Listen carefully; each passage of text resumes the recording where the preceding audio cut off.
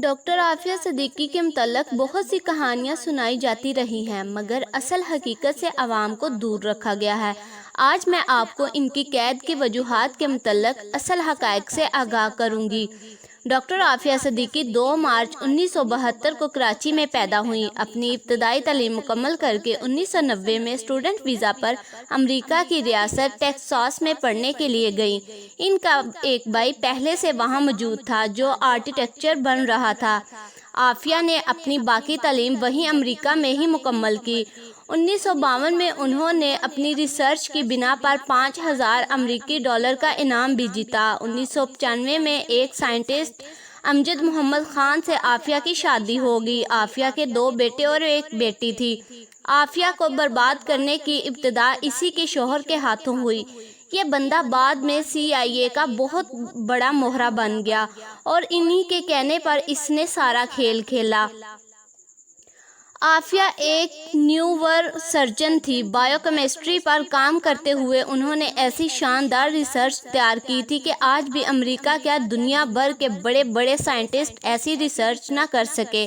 ان کی ریسرچ سے دنیا کے وہ بڑے خطرناک ہتھیار بن سکتے تھے جو ابھی تک نہیں بنے۔ عافیہ اپنی ریسرچ سے صرف پاکستان اور عالم اسلام کو فائدہ دینا چاہتی تھی، جبکہ امریکیوں کی خواہش تھی کہ عافیہ اپنی ریسرچ ہمیں دے اور ہمارے لیے کام کرے۔ عافیہ صدیقی کو خطرہ تھا کہ اگر میں نے اپنا تحقیقی فارمولہ انہیں دے دیا تو یہ پہلے کی طرح اس ہتھیار کو بھی مسلمانوں کے خلاف استعمال کریں گے۔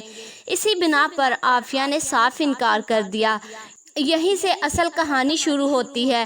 کیونکہ عافیہ کی تعلیم اور تحقیق امریکہ میں ہوئی تھی، اس لیے وہاں کے سائنٹسٹ کو عافیہ کی ریسرچ کے بارے میں پتہ چلا اور انہوں نے FBI کو رپورٹ دی کہ عافیہ کے پاس ایسی ریسرچ ہے کہ اگر یہ پاکستان کے ہاتھ لگ گئی اور امریکہ کے خلاف استعمال ہو گئی تو امریکہ کی تباہی ہوگی۔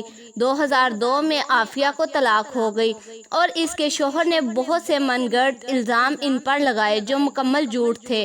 عافیہ پاکستان میں رہ کر پاکستان کے لیے کام کرنا چاہتی تھی اور پاکستان کو بھی چاہیے تھا کہ اس کی ریسرچ سے فائدہ اٹھاتا، مگر جنرل پرویز مشرف نے 2003 میں اپنی زندگی کی سب سے بڑی غلطی کرتے ہوئے عافیہ کو امریکہ کے حوالے کر دیا۔ 5 سال تک تو کسی کو پتہ ہی نہیں چلا کہ عافیہ کہاں ہے۔ جب عافیہ کی گرفتاری کی خبر عام ہوئی، اس وقت تک مشرف کی ایک غلطی کی بنا پر عافیہ اور پاکستان بہت کچھ کھو چکا تھا۔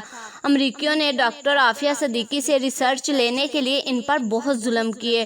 انہیں جسمانی تشدد کے ساتھ ساتھ جنسی زیادتی کا نشانہ بنایا جاتا رہا۔ اس دوران ان کے 2 بچوں کو بھی قتل کر دیا گیا۔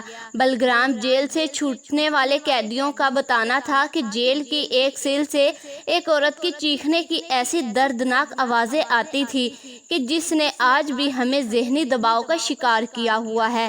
اس سے آپ اندازہ لگا سکتے ہیں کہ امریکیوں نے عافیہ پر کتنا ظلم کیا ہوگا۔ یہودی جو امریکہ پر قبضہ کر کے بیٹھے ہوئے ہیں، یہ اپنے ہر مخالف کو مار دیتے ہیں، مگر عافیہ کی ریسرچ اتنی پاورفل تھی کہ انہوں نے عافیہ کو مارنے والا قدم نہیں اٹھایا، صرف تشدد اور ٹارچر کرتے رہے کہ کسی طرح عافیہ وہ فارمولہ ہمیں دے دے۔ مگر پہاڑ کی طرح مضبوط صبر رکھنے والی اس خاتون نے اپنی زبان نہیں کھولی۔ بلگرام جیل میں یہودیوں نے عافیہ کے ساتھ پڑھنے والے انڈین ہندو اسٹوڈنٹس کو بھی بھیجا کہ وہ عافیہ سے اس کی ریسرچ کے بارے میں معلومات لیں۔